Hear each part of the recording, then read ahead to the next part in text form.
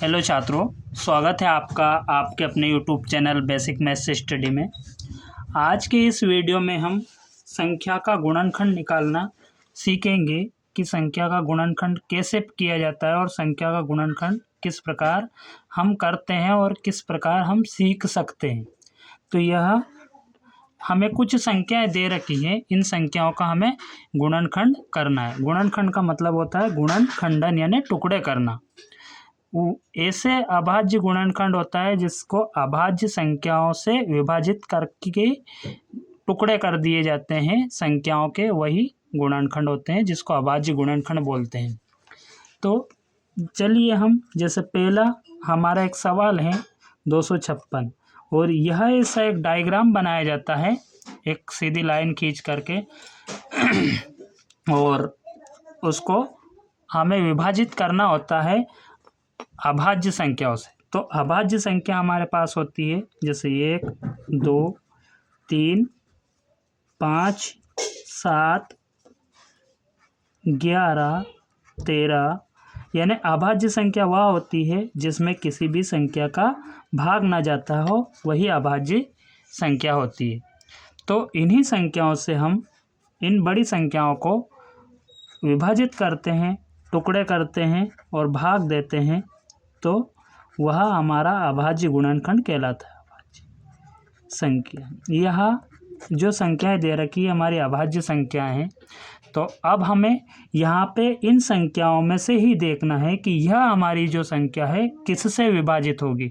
तो हम देखेंगे इसका इकाई का अंक 6 है, तो यह हमारी 2 से विभाजित होगी। तो हम 2 से इसमें भाग लगाएंगे। सबसे पहले यहाँ पे 2 से भाग लगाएंगे तो जितनी बार भाग जाएगा वह यहाँ हमें लिखना है। जैसे 2 से 2 में भाग लगाएंगे 1 बार जाएगा, 2 से 5 में लगाएंगे 2 बार जाएगा, 1 बचेगा, 6 उतारेंगे तो 2 8 16 यानी हमने जब 2 से 256 में भाग लगाया तो 128 बार गया।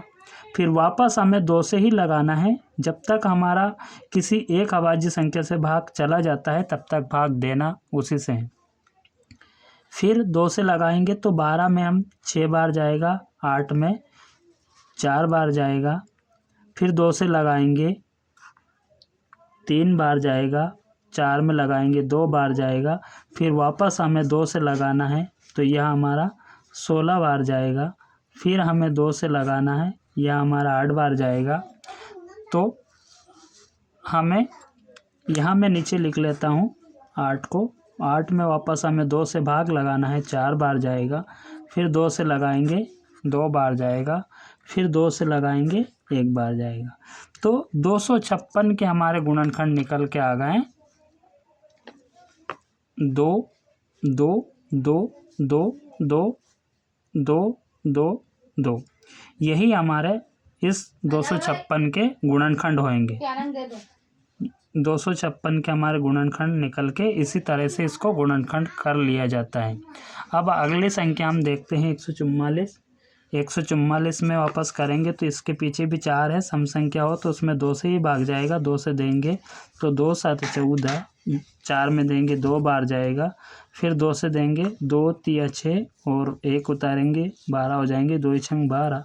फिर 2 से देंगे तो ये हमारा 2 1 2 2 8 16 18 बार जाएगा। फिर 2 से देंगे 9 बार जाएगा। अब हम देखेंगे कि 9 में हमारा 2 से नहीं जा रहा है, तो अगली अभाज्य संख्या हमारी 3 है, तो हम 3 से लगा लेंगे। 3 से लगाएंगे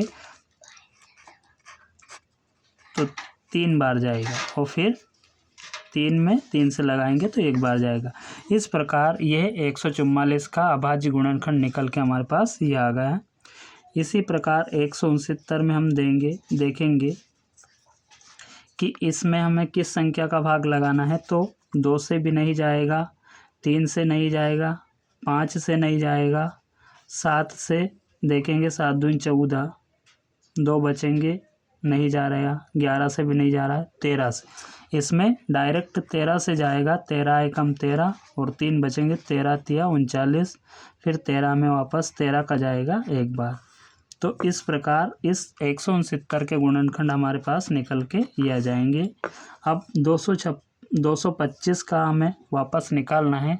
तो अब इसमें हमें देखना है कि 2 का नहीं जाएगा, 3 का देखेंगे, 3 7 21, एक बचेगा 3 पंजे 15, 3 का चला जाएगा इसमें, तो 3 7 21 और 3 पंजे 15, 75 बार जाएगा।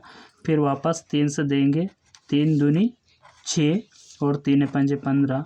अब 25 आ गए, 25 में हमारा 3 से नहीं जा रहा है, तो अब हमें 5 से लगाना है, तो 5 से भाग लगाएंगे तो 5 बार जाएगा, फिर 5 से लगाएंगे तो 1 बार जाएगा। इस प्रकार हमने चारों संख्याओं का अभाज्य गुणनखंड कर लिया। यही हमारा गुणनखंड करना होता है। इसी तरह हम किसी भी संख्या का गुणनखंड कर सकते हैं। तो आशा है कि यह वीडियो आपको अच्छा लगा होगा और आपने गुणनखंड करना सीखा होगा। तो एक संख्या मैं आपको दे रहा हूँ जिसका गुणनखंड करके आपको बताना है। 729 का गुणनखंड करके मुझे HW में आप करके बताएं और इसके आंसर मुझे कमेंट बॉक्स में ज़रूर लिख के भेजें। तो मिलते हैं किसी नेक्स्ट वीडियो में, तब तक के लिए जय हिंद, वंदे मातरम। Thank you for watching.